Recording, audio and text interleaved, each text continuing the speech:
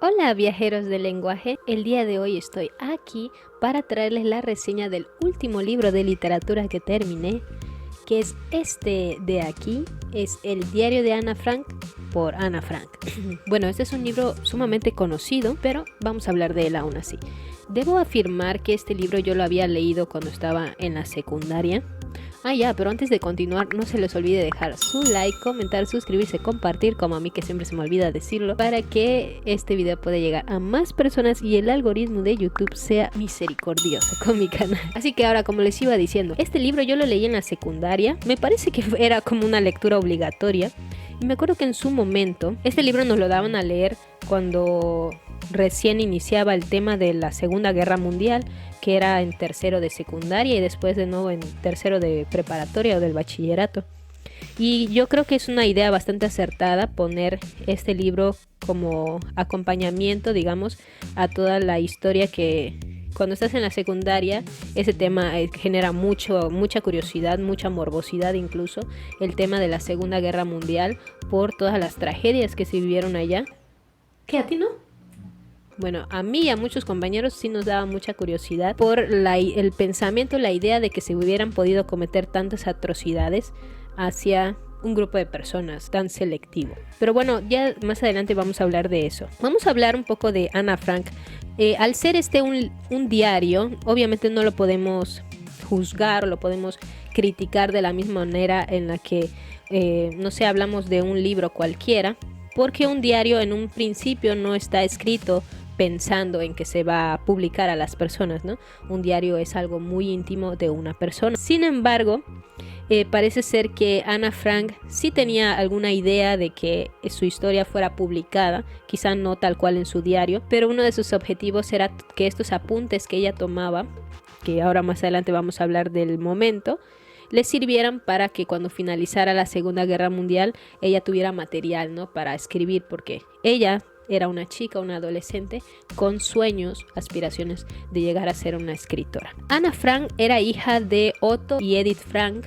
Eran una familia de judíos alemanes que cuando iniciaron los primeros conflictos después de la Primera Guerra Mundial se dan cuenta de que en Alemania corren peligro, por lo cual se mudan a Ámsterdam, es decir, a los Países Bajos, y allí pues su padre tiene una compañía de, me parece que era pectina, ¿no? Algo que se utilizaba para la mermelada o algo así.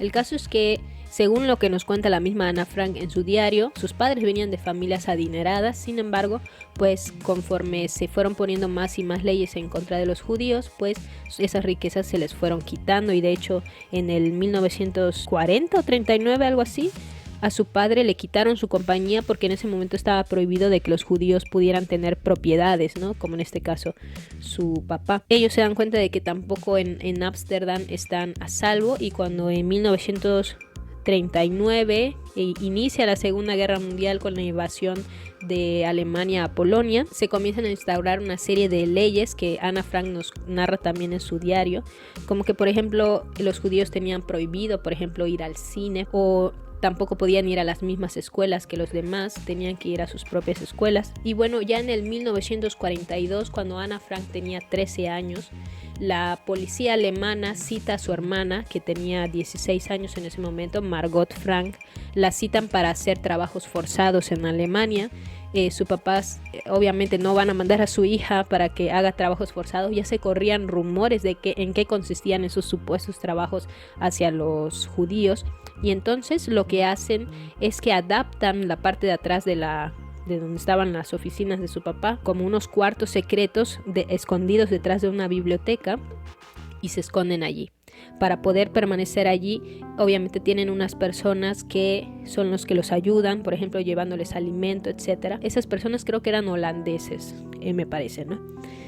El caso es que parece ser que a Ana, cuando entran allí a vivir, al poco tiempo ella cumple 13 años, y como regalo le dan una libretita donde ella decide tomar sus apuntes, un diario secreto, un diario íntimo, porque ha escuchado que el Ministerio de Educación ha dicho que cuando la guerra termine se van a publicar las cosas, ¿no?, de las personas que hayan escrito. Entonces ella, con este objetivo, comienza a tomar sus apuntes. Ya hablaremos ahora del diario, pero vamos a hablar primero del contexto.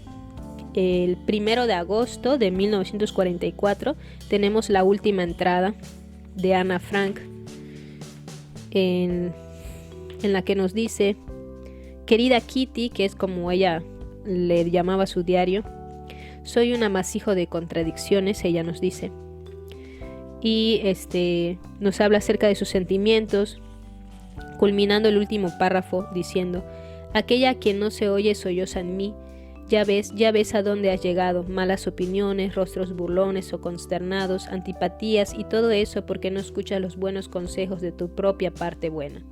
Ah, cuánto me gustaría escucharla, pero eso no sirve de nada. Cuando me muestro grave y tranquila, doy la impresión a todo el mundo de que interpreto otra comedia y enseguida recurro a una pequeña chanza para zafarme. No hablo siquiera de mi propia familia, que persuadida de que estoy enferma, me hace engullir sellos contra las jaquecas y los nervios, me mira la garganta, me tantea la cabeza para ver si tengo fiebre, me pregunta si no estoy constipada y termina por criticar mi mal humor.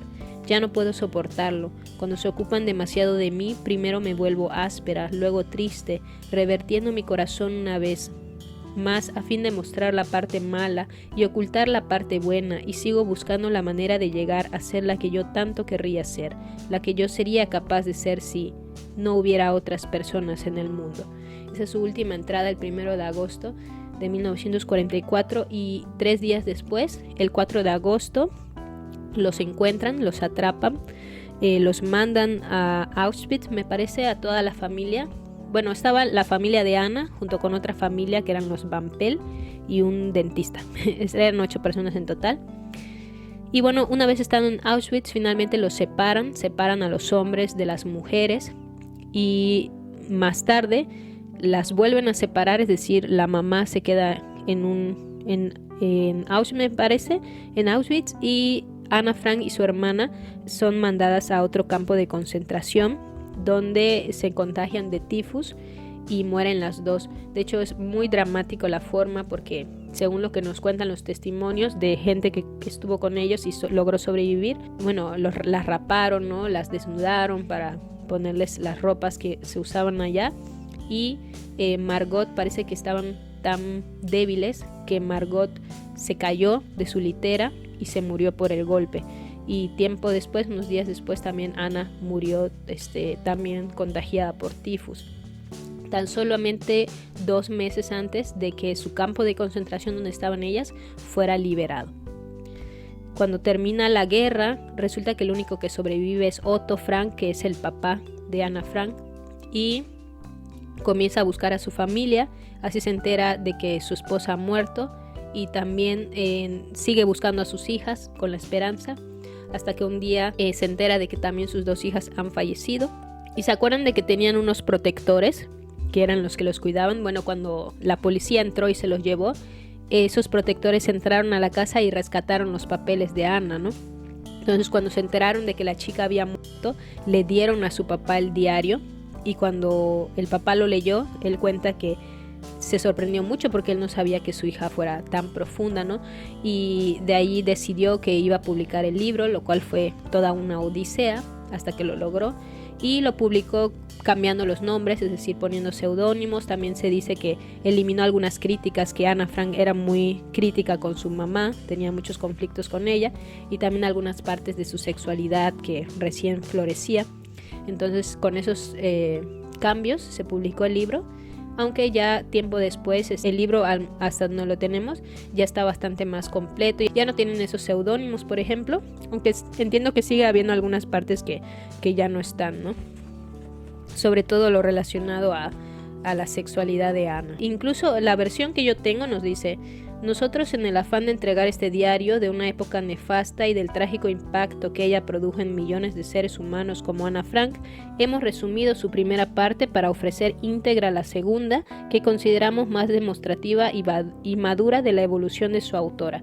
Y sí, parece ser que tampoco está completa en mi versión, pero creo que al menos la segunda parte bastante completa, porque cuando el diario se comienza a escribir ella tiene 13 años y finaliza cuando ella tiene 15 o recién iba a cumplir 15. El diario, entiendo que por supuesto ha sido pasado por bastantes editores, pero aún así tiene la esencia de una chica de esa edad, de una chica que tiene un amplio vocabulario para la edad que tiene esta habilidad para el lenguaje, pero que sin embargo sigue siendo una adolescente, ¿no? A mí me parece por eso que es un libro excelente para acercar a los adolescentes a esta época de la historia, sobre todo chicas, ¿no? Que se puedan empatizar con ella, porque no sé si alguna vez han visto ese capítulo de Malcolm el de en medio, en el que Reese encuentra un diario de una chica y llega a empatizar tanto con la chica, ¿no? Que se enamora de ella.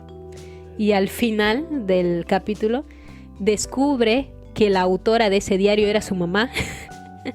Y imagínense el colapso mental que sufre, ¿no? Pero algo así es lo que se vive con los diarios, en verdad. Cuando uno lee un diario, eso es lo que puede llegar a pasar.